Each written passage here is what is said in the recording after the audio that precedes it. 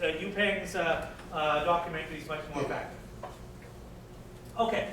But, you know, the Hmong have left the Communist Party of Thailand for a long, long time. And, but many Thais still believe that all of Hmong in Thailand are communists. There's still a common belief by average people that, you know, Hmong are communists, generally speaking. That's, obviously, it's the opposite of what a lot of Hmong Americans see themselves as being anti-communist. But in Thailand, many Thai people see the Hmong as all being communists, having communist leanings, and these sort of stereotypes deserve greater scrutiny. You know, even during the CPT period, the time when many Hmong were members of the CPT, there were also a lot of Hmong that were not members of the CPT. And that's actually what I want to talk about here today, is the groups of Hmong who were not members of the CPT.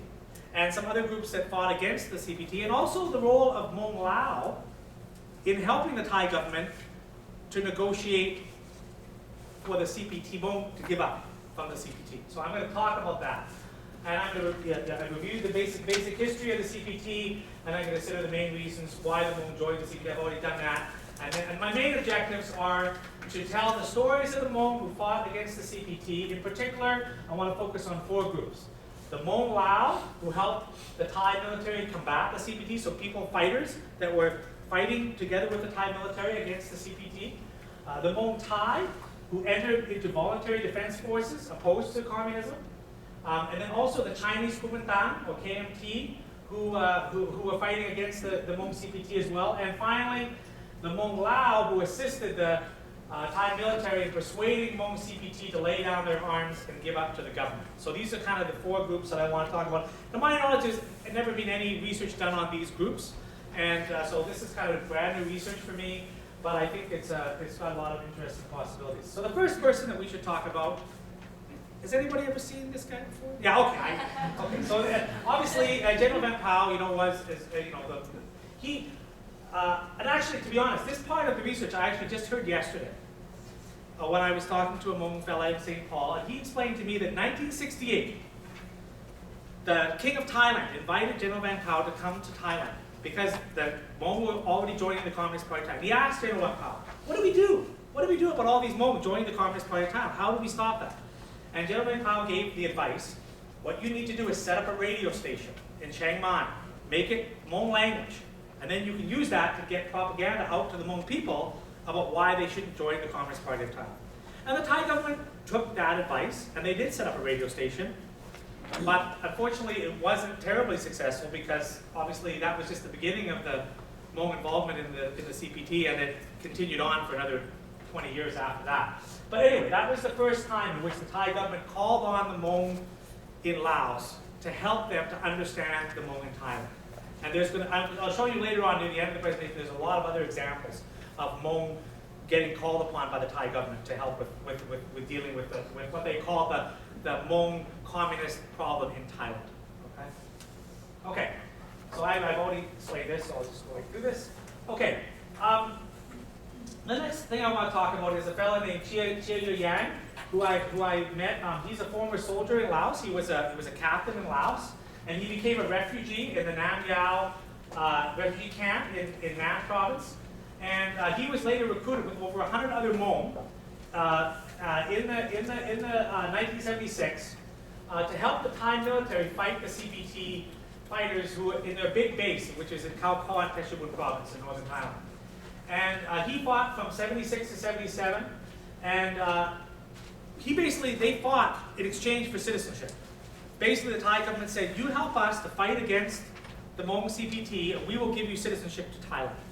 And they did that, they fought for them, and they got citizenship, and they were given land by the Thai government, and they are still living in Khao Kho now, a whole community of what were Hmong Lao, who would have potentially ended up in the US, but are instead in Thailand, because they helped out the Thai government to fight against the CPT. So there's him, Chia Yang, he's still there in the Khao Kho area.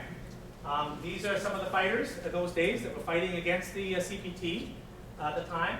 They were paid. They were basically mercenaries. They would get paid over 1,000, not a lot of money, 1,000 baht a month, which is not a lot of money. It's less than $50 a month. But that's what they were given. It wasn't bad at the time, and they were in a lot of battles. This is his son, His name is Jumlong Gang, you hear in the middle there. And you know, they not a lot died, about 5 or 6 of them died, but some of them, like him, lost a leg in battle, you know, and now has a, you know, so they had considerable sacrifices, but they fought hard, and they were recognized. This is the Thai king visiting, this is Jia Yang here, and the Thai king visiting him in the village. So the Thai king clearly appreciated the fact that these Hmong Lao, who were considered to be not communists, were coming and helping the Thais to fight against the Hmong who were communists. Now, there's a lot of questions about Hmong fighting Hmong, right? And whether, you know, and I asked about that. I mean, didn't you guys feel bad you were fighting against other Hmong, and did you really want to kill other Hmong? And I think that they claimed that they didn't know when they got there that they were going to fight against other Hmong. That they only found out when they got there that they were other Hmong, and then by then it was too late to get out of it. But I think what they also kind of told me was that they would sort of, sometimes they would fight the Hmong, but sometimes they would also they would warn each other, like stay out of this trap or stay out of that trap, and they tried to avoid each other a little bit. And that's probably why they didn't actually fight for that long. They only continued for about a couple of years and then it stopped, okay? But they had considerable military involvement. Okay, the second group that I want to talk about are Hmong Thais. So these are Hmong Thais who did not join the Communist Party of Thailand, but they entered volunteer defense force groups opposed to communism. So they didn't want to join the Communist Party of Thailand, and the Thais organized them into different companies. And in all of modern time, they organized 4 companies of ethnic minorities. Most of them were Hmong. There were also some Mian, some Yao. There were some other Aka. There was a few other groups, but mainly Hmong. One of these companies was in Chiang Rai, one was in Chiang Mai, one was in Nan, and one was in Phetchabun in Kek Noi area. And their main job was sort of to guard the villages that hadn't entered into the CPT. So because they didn't want the Hmong communists coming into these villages and trying to recruit people or to get supplies from the villages. So their job was mainly patrolling around the villages and you know, kind of keeping security. But they're very proud of their role in stopping the communists. And I met this guy. He's now, they have like an association, and they're very proud of it. His name is Bun Mi. He lives in Kek Noi, which is the biggest Hmong community in Thailand, over 10,000 Hmong people living there. And he's very proud of the role that him and other Hmong people played in supporting the government to fight against the Communist Party of Thailand. And there's him, you know, they've got a picture of the Thai king. He feels very loyal to Thailand, very loyal to the Thai, you know, he's got these Buddhist symbols here as well. And there they've got a sign up that says, you know, the Association of former soldiers at Kek Noi who fought against the communists. They've got a little clubhouse that the government's given them to kind of hang out in sometimes. And they even have an altar here to commemorate their members who were killed in battle. Because sometimes there were snipers that shot them, and there were some, you know, obviously war is a terrible thing and people died, and so they're commemorating that. And here's some pictures of them. You know, they would get taken around by the Thai military, would drop them in different places, pick them up. They were supporting the Thai military, working very closely with the Thai military. So they've got all these pictures up in their office. Okay. Then the third group I want to talk about are not actually Hmong, but they're a very interesting group because in many ways they are kind of similar to Hmong in the sense that they were one of the only group. Okay, let's be clear right now. The Hmong were the best fighters in Thailand. All the Thai military knew it. The Thai military, when they tried to fight against the Hmong, they would get wiped out because the Thais would go along the main roads and the Hmong would just snipe it from the sides. I talked to Hmong guys that said 3 Hmong could take on 100 Thais without any problem. Because the Thais would just be on the main roads. So because of this, the Thais were getting beaten in battle by the Hmong, CPT. And that's why they called upon other Hmong to help them, because they couldn't deal with the Hmong themselves. They also called upon the KMT, because the KMT are Chinese, but they're mountain Chinese. They're from the mountains of Yunnan. They're also used to living in the mountains, kind of like the Hmong, and they kind of have similar tactics. They wouldn't go on the main roads. They'd go on the most difficult paths. And that's why they could actually fight against the Hmong, because they were the only ones, and they had a high respect for the Hmong too, because they knew that they were good fighters like them. So the KMT, they were in exile. These are the former nationalists. They were anti-communist Chinese who had fled from China into Thailand. And these are the remnants of the old Kuomintang, the old nationalist army that fell in the 1940s to Mao Zedong. And so they were living in northern Thailand. They didn't have citizenship, very Chinese, and they were sort of called by the Thai government to go fight the Hmong CPT in Chiang Rai, in northern Thailand, at a place called Doi Pamon, which is right next to Laos, actually, beginning in about 1970.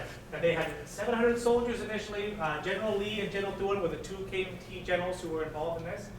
And they continued fighting many, many battles. They continued for about 5 years of almost continuous fighting in Chiang Rai, almost all fighting against Hmong. And finally, they were successful. They beat the Hmong in Chiang Rai, and they were very successful.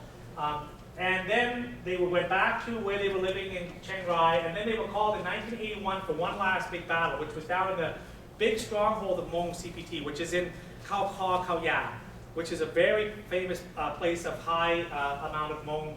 And that's what Yu Peng's documentary is mainly focused on, is that particular area. So they were moved down there for a 2-month period, and they fought against the KMT and were able to wipe out those bases there. They were highly successful.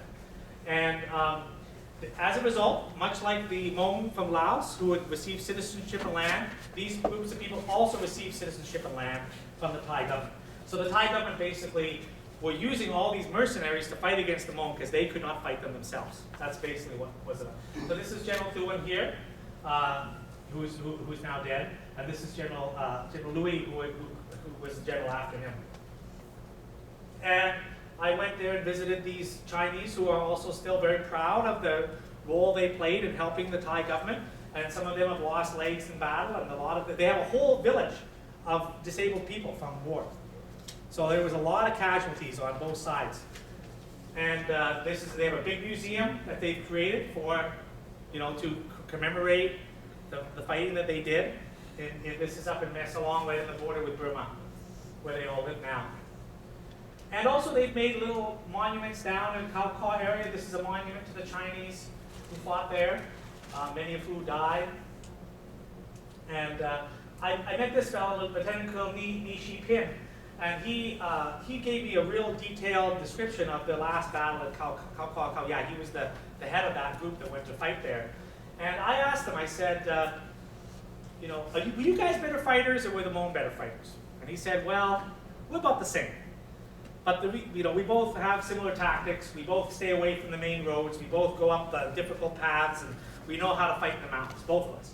But the only reason we beat them was because we had airplanes, we had all kinds of logistical support from the Thai military, which gave us the upper hand. But I think he actually believes probably that if they didn't have that logistical support, that maybe the Hmong CPT would have actually beaten them. That was my sense. Okay, so actually I just gave this story actually. Okay, and there's him actually coming back from the last battle with a journalist from Khao Kho Khao Ya. Okay, and then the last group I want to talk about are the Hmong who assisted the Thai military in persuading Hmong Communist Party of Thailand people to lay down their arms and give up to the government. And basically what happened is after 1980, the Thai government put out an amnesty. They said, everyone who's members of the CPT, you can give up and we will not put you in jail. At that time, China had stopped supporting the CPT. So China was the big supporter of the CPT, and they kind of stopped supporting them. And so a lot of the people in the forest had no more, they started to run out of ammunition, they started to run out of food and supplies. It was very difficult for them. And then the Thai government said, we'll give you amnesty. If you give up, we will not punish you. And they did that once in 1980 and once in 1982. But not all of them gave up right away, because a lot of them were very skeptical of what the Thai government was really going to do to them. They didn't believe them at first, and so they were pretty skeptical.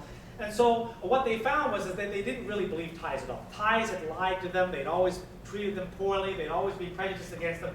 When Thais went to try to convey this message to them, nobody ever believed the Thais. So they had to find, well, how can we convince these Hmong people to give up, without having a lot of bloodshed? And they thought the best idea is to get other Hmong people to go and do it.